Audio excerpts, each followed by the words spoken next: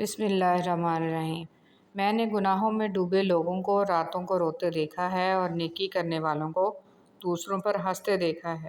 کس کا کردار اچھا اور کس کا برا ہے یہ صرف اللہ جانتا ہے، کیونکہ انسان صرف اچھے انسان سے محبت کرتا ہے، جبکہ اللہ برے انسان کو بھی اکیلا نہیں چھوڑتا۔ سنا ہے کعبہ پہ پہلی نظر پڑتے ہی جو دعا مانگی جائے وہ پوری ہو جاتی ہے۔ یا اللہ مجھے بھی وہ لمحہ نصیب ہو جائے، آمین۔ روپیہ جتنا بھی گر جائے مگر اتنا کبھی نہیں گر پائے گا جتنا روپیہ کے لیے انسان گر چکا ہے۔ رسول صلی اللہ علیہ وسلم نے فرمایا، اللہ تعالیٰ فرماتے ہیں میرے ذکر کے لیے وقت نکالو، میں تمہارے کام میں برکت عطا کروں گا، ورنہ دنیاوی کاموں کی کثرت تم پر اس قدر مسلط کر دوں گا کہ تمہیں فرصت ہی نہ ہوگی اور سکون سے محروم رہو گے۔ میری ٹوٹی پھوٹی باتوں کو ایسے قبول کر یا رب کہ سجدے میں جھکوں تو مجھ سے جڑے سب رشتوں کی زندگی سنور جائے، آمین ثم آمین۔ قرآن کہتا ہے اپنے دشمنوں کی چالوں سے پریشان نہ ہوا کر، بے شک تمہارا رب سب سے بہترین چال چلنے والا ہے۔ اس اللہ سے ڈرتے رہو جس کی صفات یہ ہیں کہ اگر تم بات کرو تو سنتا ہے، اگر دل میں رکھو تو وہ جانتا ہے۔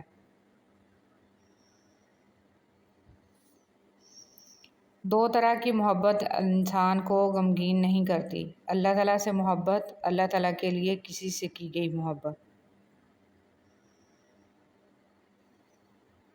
اللہ تعالیٰ کی محبت سب سے بڑی نعمت ہے۔ ہر نماز کے بعد اللہ تعالیٰ سے اللہ تعالیٰ کی محبت مانگا کریں۔ اپنوں کی غلطیاں بھی اپنی ہوتی ہیں، مل جل کر سدھار لینی چاہیے، انا کی دستار باندھ کر دوسروں کے جھکنے کا انتظار نہیں کرنا چاہیے۔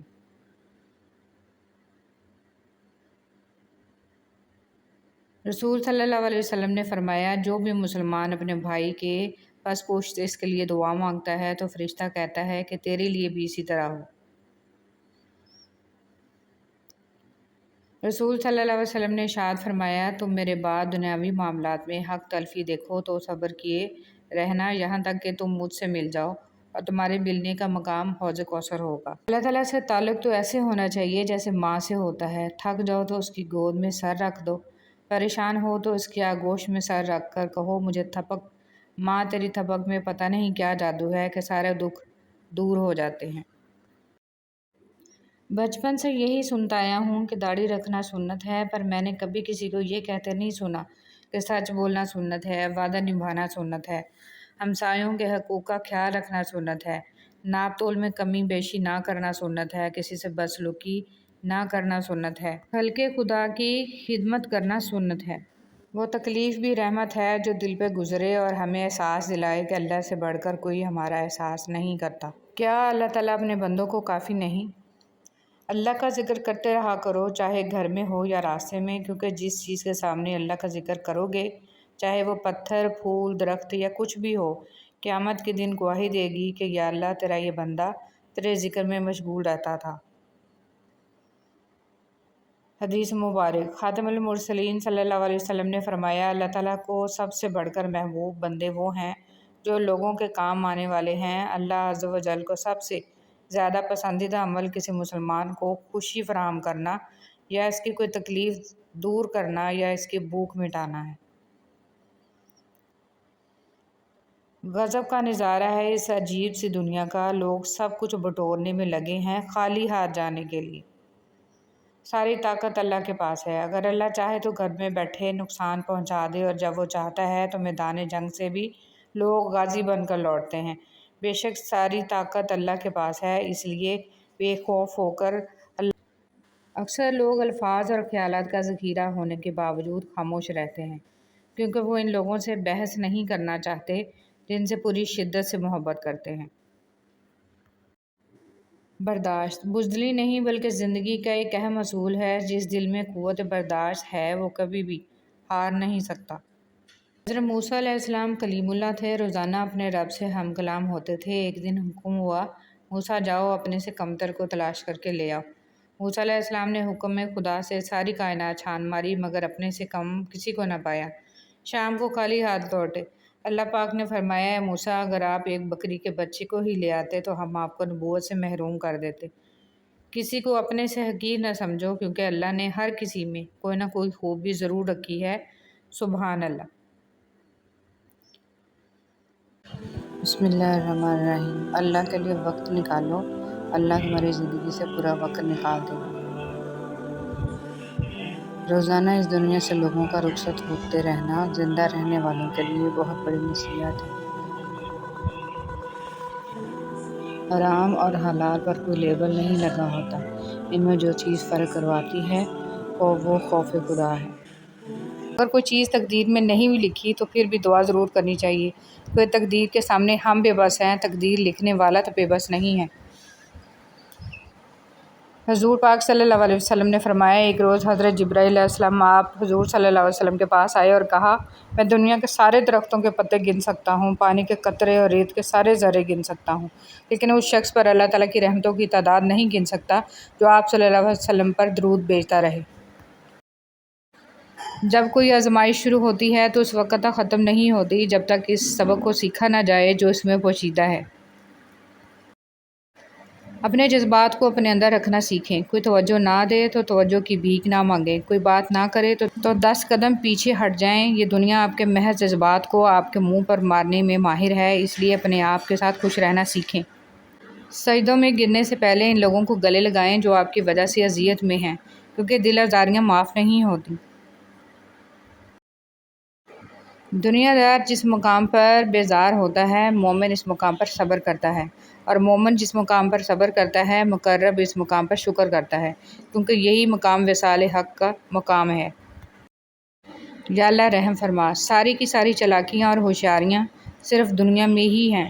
اس کو بیوقوف بنا لیا، اسے جھوٹ بول لیا، اسے دھوکہ دے دیا، لیکن یاد رکھیں جو کچھ آپ کر رہے ہیں وہ ہواؤں میں نہیں اڑ رہا، فرشتے لکھ رہے ہیں اور اللہ تعالیٰ دیکھ رہا ہے۔ یا اللہ ہمیں معاف کر دے۔ سانپ کو کس جگہ پھینکا گیا؟ اللہ نے اس سانپ کو جس کے منہ میں بیٹھ کر شیطان جنت تک پہنچا اور آدم کو بہکایا، اس سانپ کو اصفہان میں پھینکا۔ دوست بنانے سے پہلے کبھی کسی کے چہرے کو مت دیکھ، بلکہ اس کے اخلاق اور چاہت کو دیکھ، کیونکہ اگر سفید رنگ میں وفا ہوتی تو نمک زخموں کی دوا ہوتی۔ جھوٹ کا بھی ایک ذائقہ ہوتا ہے، خود بولو تو میٹھا لگتا ہے اور کوئی اور بولے تو کڑوا لگتا ہے۔ اے اللہ مجھے ایسا بنا دے کہ اپنے سارے دل کے ساتھ تجھ سے محبت کروں اور اپنی ساری کوشش تجھے راضی کرنے میں لگا دوں۔ اگر تم بڑے گناہوں سے بچتے رہو گے جن سے تم کو منع کیا گیا ہے تو ہم تمہارے چھوٹے گناہ معاف کر دیں گے اور تمہیں عزت والی جگہ جنت میں داخل کریں گے۔ درخت سے گرنے والا کوئی پتا ایسا نہیں جس کا اسے علم نہ ہو، تو پھر وہ آنسو جو تیری آنکھ سے ٹپکا، وہ درد جس نے تیرے دل کو بےکل کیا، کیا اس 70 ماؤں سے زیادہ پیار کرنے والے کو اس کی خبر نہیں؟ بس اطمینان رکھ، اس کے ہاں دیر ہے اندیر نہیں۔ تمہاری جنگ کسی اپنے پرائے سے نہیں، ہر اس شخص سے ہے جو تمہاری آخرت میں رکاوٹ بنے، اور یہ جنگ تمہارے اپنے آپ سے بھی ہے۔ اللہ تعالیٰ سے ہمیشہ خوبصورت گمان رکھو، فقط ایک وہی ذات ہے جو اندھیروں میں روشنی بکھیرنے پر قادر ہے، بس وہی ہے جو مضطرب دلوں کو سکون بخشتا ہے، وہی ہے جو کچھ نہیں سے کچھ کو پیدا کرتا ہے اور کچھ کو کچھ نہیں کرتا ہے۔ جو رشتے ہماری طاقت ہوتے ہیں اکثر وہی ہماری کمزوری بھی ہوتے ہیں۔ رشتے خون کا ہو یا احساس کا، اس میں ضد نہیں آنی چاہیے، ورنہ ضد جیت جاتی ہے اور رشتہ ہار جاتا ہے۔ زندگی میں کبھی بھی اپنے ہنر پر غرور مت کرنا، کیونکہ پتھر جب بھی پانی میں گرتا ہے تو اپنے ہی وزن سے ڈوب جاتا ہے۔ صبح سویرے کام شروع کرنا۔ نبی کریم صلی اللہ علیہ وسلم نے فرمایا، میں نے اللہ تعالیٰ سے دعا کی کہ یا اللہ میری امت کے لیے اس کے سویرے کے کاموں میں برکت عطا فرما۔ تم سزا جزا کا اختیار اپنے ہاتھ میں لینے کی کوشش مت کرو، تمہیں کیا پتہ کہ کون گناہ گار ہے کون بے گناہ، یہ علم تو اللہ کے پاس ہے اور یہ اختیار بھی اس کے پاس رہنے دو، ایسا نہ ہو کہ تمہیں بعد میں پچھتانا پڑے۔ میں نے گناہوں میں ڈوبے لوگوں کو راتوں کو روتے دیکھا ہے اور نیکی کرنے والوں کو دوسروں پر ہنستے دیکھا ہے۔ کس کا کردار اچھا اور کس کا برا ہے یہ صرف اللہ جانتا ہے، کیونکہ انسان صرف اچھے انسان سے محبت کرتا ہے، جبکہ اللہ برے انسان کو بھی اکیلا نہیں چھوڑتا۔ کسی کے تلخ یا غمگین پوسٹ کرنے کا مطلب یہ نہیں ہے کہ انسان محبت میں دھوکہ کھا کر یا عشق میں ناکام ہو کر ایسا کچھ لکھتا ہے۔ اکثر خوش مزاج لوگ بھی بہت تلخ باتیں کہہ اور لکھ جاتے ہیں، کیونکہ کچھ باتیں انسان پسند کرتا ہے، کچھ اس کے مزاج میں ہوتی ہیں اور کچھ وہ زندگی سے سیکھ لیتا ہے۔ ہر بات کی وجہ محبت کا ہو جانا یا محبت کو کھو دینا نہیں ہوتا۔ اور بھی غم ہیں زمانے میں محبت کے سوا، ایسی بہت سی تلخ حقیقتیں موجود ہیں جو انسان کو افسردہ کر دیتی ہیں۔ کسی کو خوشی دینا صدقہ ہے، مگر کسی کو دکھ دینا وہ قرض ہے جو آپ کو ایک نہ ایک دن ضرور ملے گا، کسی اور کے ہاتھوں۔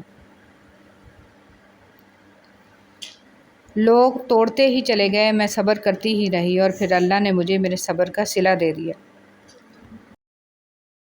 دوستی 5 موتیوں کی ایک خوبصورت مالا ہے: محبت، قربانی، وفاداری، اعتماد، اتحاد۔ اگر ان میں سے ایک موتی بھی ٹوٹ جائے تو ساری مالا بکھر جائے گی۔